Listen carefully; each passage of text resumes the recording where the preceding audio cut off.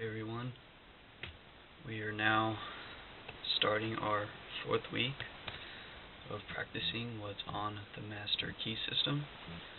So far we've learned that there is a universal intelligence that we are all connected to. And I've also been studying our 7 chakra systems and the crown chakra, which is known as Sahasrara.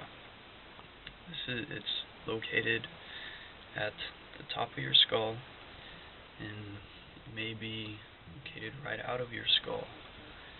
And what it is, it's responsible for your awareness and understanding.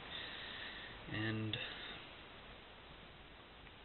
we've learned that this universal intelligence has embodied itself within every individual, and that we are all one with this intelligent energy, and we have the ability to act upon this intelligence, for we can only act with it, and it can only act through us. It's very interesting because there's also monism, which is I want to say it's a form of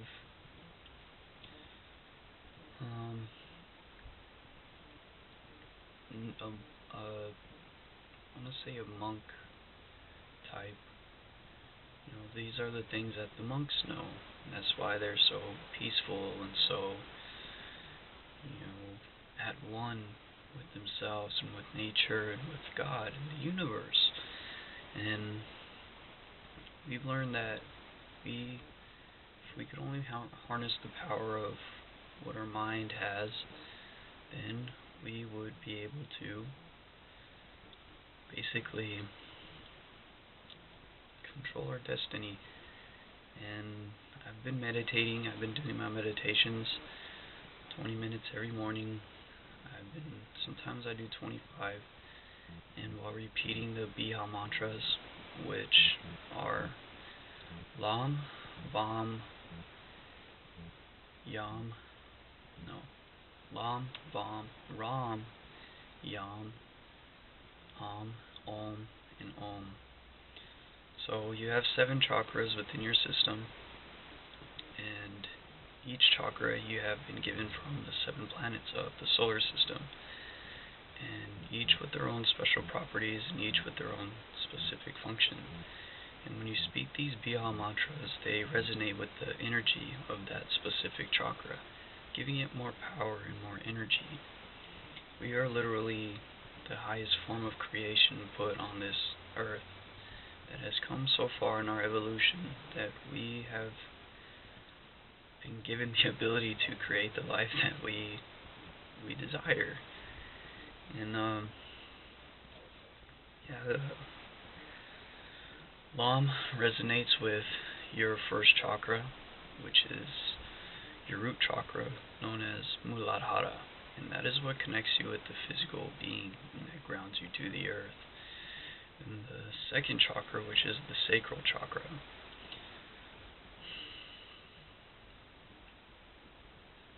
Vam is what resonates with the energy of your second chakra, and this is the chakra where your creativity comes in from. When you write a book, you write a poem, you decide to make these videos, it came from an open sacral chakra. It is located in the sacrum, between the sacrum and the whole pelvis area. And its endocrine gland functions are associated with the ovaries and the testes, which are basically the whole creative process of conceiving a new child. That's what that whole area is responsible for. And then your third chakra, which is your solar plexus chakra. And the solar plexus chakra is where your willpower comes into play. When this chakra is open, it allows you to move forward in life in the direction that you please. And this chakra resonates with the frequency Yam, which, that's basically all for, okay, Manipura. There we go. Manipura is another name for the solar plexus chakra, or is the name for the solar plexus chakra. Then next you have your heart chakra, which is Anahata, and the resonated frequency with that is Yam. Now remember, mantra means instrument of thought. They're basically your mind tools. They're basically your mind tools. And as we learned that mind is the only creator there is, you are using the power of your mind and the power of your words and the energy you are releasing to resonate with these specific chakra energies. Like I stated earlier, giving them more energy and more power. And then next we have your throat chakra, which is Visuddha. And the energy that resonates with that is Ham. When you speak Ham, you're opening more, you're giving more energy to the words you speak. And the next is the third eye chakra, which is Ajna. It's known as Ajna. And the third eye is your mind. It's your mind that basically puts into perception what your five senses are taking in from the external world. Your eyes pick up on vibrations, and your mind interprets it and sees it a certain way. A dog sees light a different way than humans do because of their state of consciousness, their evolution, you can say. And when you hear, your ears are picking up on vibrations, and your mind is interpreting those certain vibrations through the brain. So we learned in here that the cerebral spinal is the function of the five physical senses. There is something within you that is separate from the five senses, because in order for you to physically hear, you would have to physically speak. But there is something within you that you could hear your own thoughts, you could feel your own feelings. You have emotions. It's your spiritual body. And yeah, it's amazing. It's amazing how all this works. And then last is the third eye chakra and the crown chakra, Ajna and Sahasrara. They both resonate with the frequency Om. And Om is known as the most pure frequency there is, because the sun is releasing its vibrations at 528 hertz, and 528 hertz is known as the love frequency. Compassion and just love. And when you speak these mantras, when you speak Om, you are resonating at 528 hertz. And that's amazing. It's pretty interesting how all that happens. But we are now on part 4, starting our 4th week of applying what we are learning in Master Key. And let's get started. Introduction, part 4. Enclosed herewith, I hand you part 4. This part will show you why what you think, you do, or feel is an indication of what you are.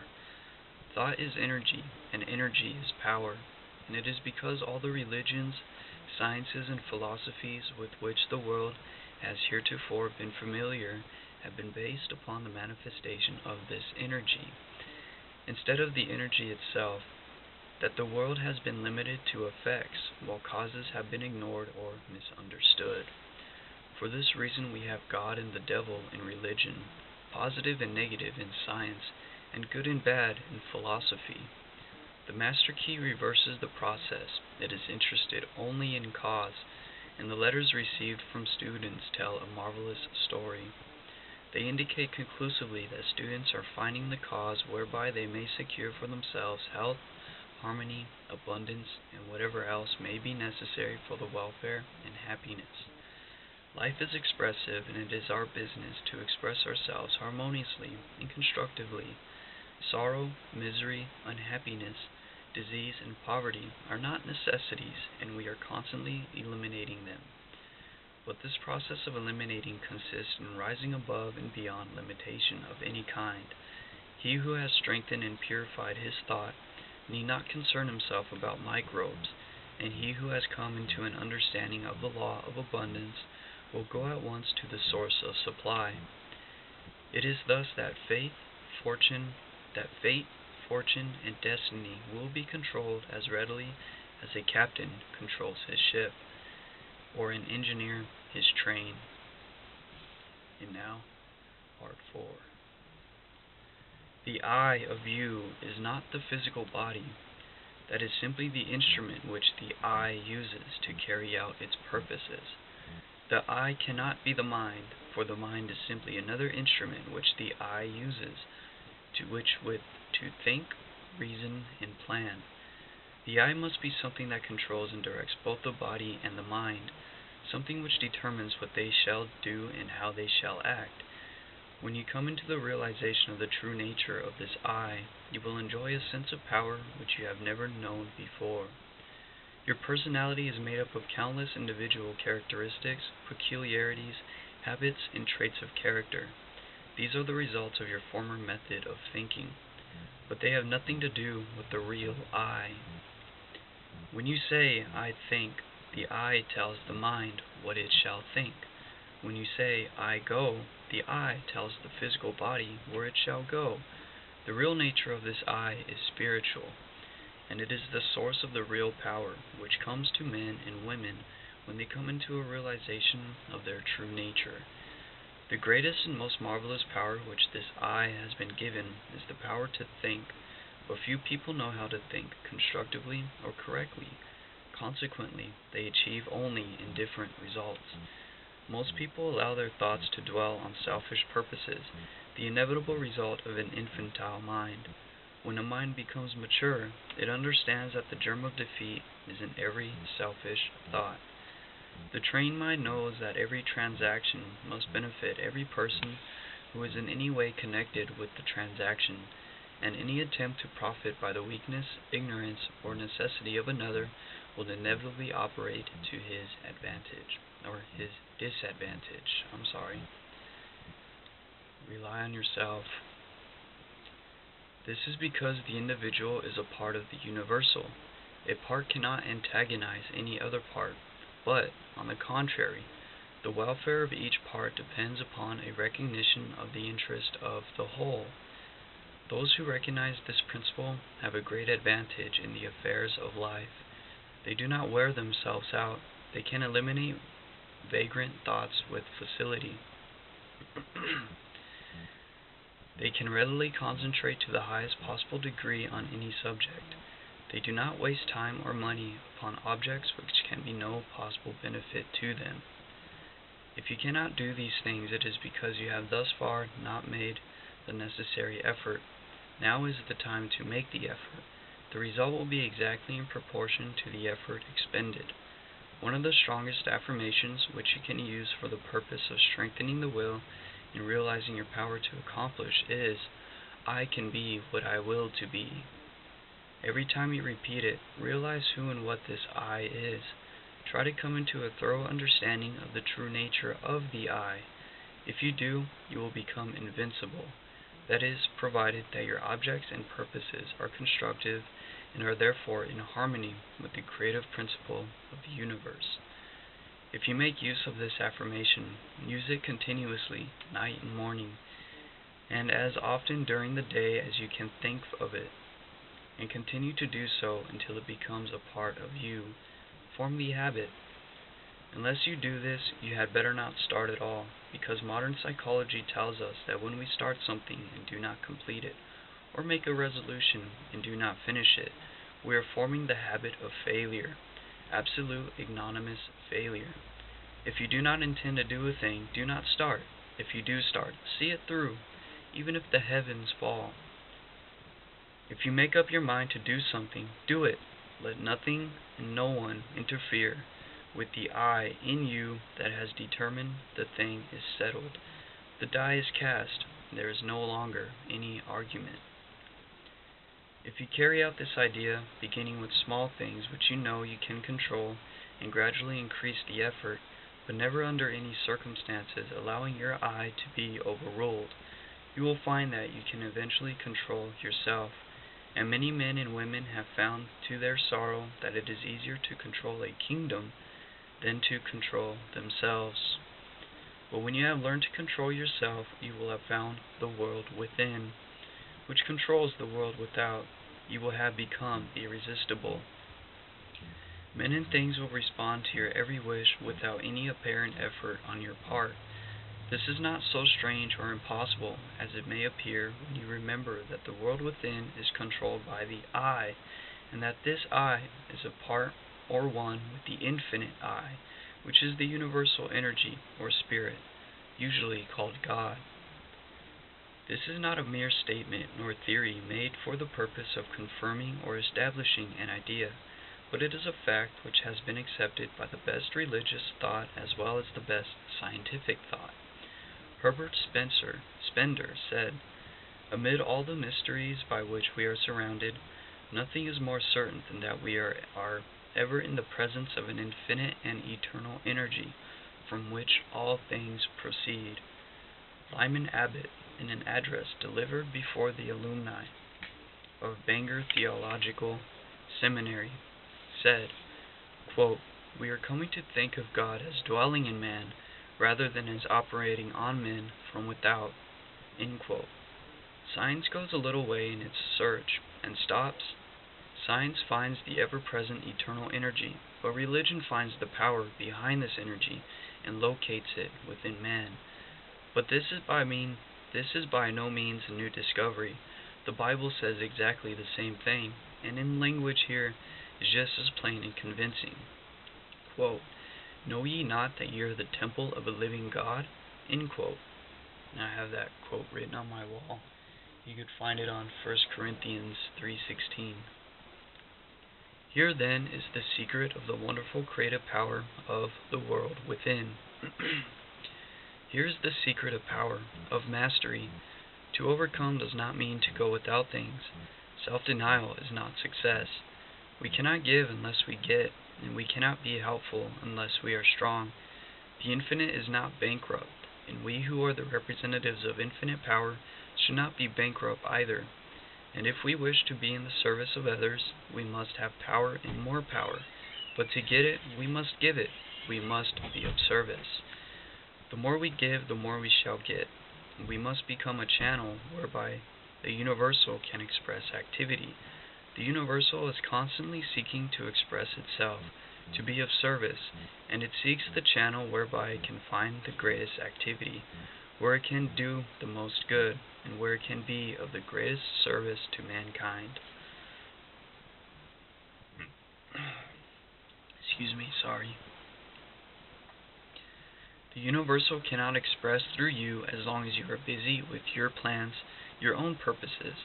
Quiet the senses, seek inspiration, focus the mental activity on the within, dwell in the consciousness of your unity with omnipotence. Still water runs deep. Contemplate the multitudinous opportunities to which you have spiritual access by the omniscience and omnipresence of power. Visualize the events, circumstances, and conditions which these spiritual connections may assist in manifesting. Realize the fact that the essence and soul of all things is spiritual, and that the spiritual is the real, because it is the life of all that there is. When the spirit is gone, the life is gone. It is dead. It has ceased to exist. These mental activities pertain to the world within, to the world of cause, and conditions and circumstances which result are the effect. It is thus that you become a creator. This is important work, and the higher, loftier, grander, and more noble ideals which you can conceive, the more important the work will become. Overwork or overplay or over bodily activity of any kind produces conditions of mental apathy and stagnation, which makes it impossible to do more important work, which results in a realization of conscious power. We should, therefore, seek the silence frequently. Power comes through repose. It is in the silence that we can be still, and when we are still, we can think, and thought is the secret of all attainment. Thought is a mode of motion, and it is carried by the law of vibration, the same as light or electricity. It is given vitality by the emotions, through the law of love. It takes form and expressions by the law of growth. It is a product of the spiritual I, hence its divine, spiritual, and creative nature. From this it is evident that in order to express power, abundance, or any other constructive purpose, the emotions must be called upon to give feeling to the thought so that it can take form. How may this purpose be accomplished? This is a vital point. How may we develop the faith, the courage, the feeling which will result in accomplishment? The reply is by exercise. Mental strength is secured in exactly the same way that physical strength is secured, by exercise. We think sometimes, perhaps with difficulty the first time. We think the same thing again, and it becomes easier this time. We think it again, and then it becomes a mental habit. We continue to think the same thing. Finally, it becomes automatic. We can no longer help thinking this thing. We are now positive of what we think. There is no longer any doubt about it. We are sure, we know. Last week I asked you to relax, to let go physically. This week I am going to ask you to let go mentally. If you practice the exercise given to you last week, 15 or 20 minutes a day, in accordance with the instructions, you can no doubt relax physically. And anyone who cannot consciously do this quickly and completely is not a master of himself. He has not obtained freedom. He is still a slave to conditions. But I shall assume that you have mastered the exercise and are ready to take the next step, which is mental freedom. This week, after taking your usual position, remove all tension by completely relaxing. Then mentally let go of all adverse conditions, such as hatred, anger, worry, jealousy, envy, sorrow, trouble, or disappointment of any kind. You may say that you cannot let go of these things, but you can. You can do so by mentally determining to do so, by voluntary intention and persistence. The reason that some cannot do this is because they allow themselves to be controlled by the emotions instead of by their intellect. But those who will be guided by the intellect will gain the victory. You will not succeed the first time you try, but practice makes perfect. In this and as in everything else, you must succeed in dismissing, eliminating, and completely destroying these negative and constructive thoughts, because they are the seed which is constantly germinating into discordant conditions of every conceivable kind and description. Here's an ending quote by Mr. Wilmans. There is nothing truer than that of the quality of thought which we entertain correlates certain externals in the outside world. This is the law from which there is no escape, and it is this law, this correlative of the thought with its object, that from time immemorial has led the people to believe in special providence. End quote. Now I'm going to go over Part 4, Study Questions and Answers. So question 1, what is thought? Thought is a spiritual energy. 2, how is it carried? By the law of vibration. How is it given vitality? By the law of love. How does it take form? By the law of growth. What is the secret of its creative power? It is a spiritual activity. 6. How may we develop the faith, courage, and enthusiasm which will result in accomplishment? By a recognition of our spiritual nature. What is the secret of power? Service. Why is this so? Because we get what we give. What is the silence? A physical stillness. Of what value is it? It is the first step to self-control and self-mastery. So that will be the end of Part 4. We read the part every day It is important that you stay. If you guys are with me, it is important to repeat this, and I suggest you buy your own copy of the Master Key. When you read it yourself, you get more out of it other than learning from somebody else. I am making my videos so you guys can see my progress, and one day you will be convinced that everything that is in here is true. Because I don't know if you're with me or if you've seen the foreword that I had made. But this is actually the book that Bill Gates had gotten his hands on and caused him to drop out of Harvard, and look where he is now. So, that being said, I'll see you guys next week when we make it to part 5.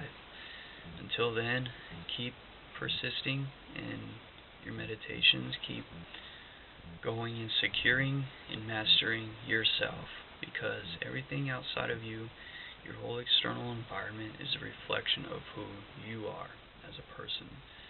So it starts within, and with that being said, I'll see you next week. If you like this video, please subscribe and share it. I'll see you on the other side of the galaxy.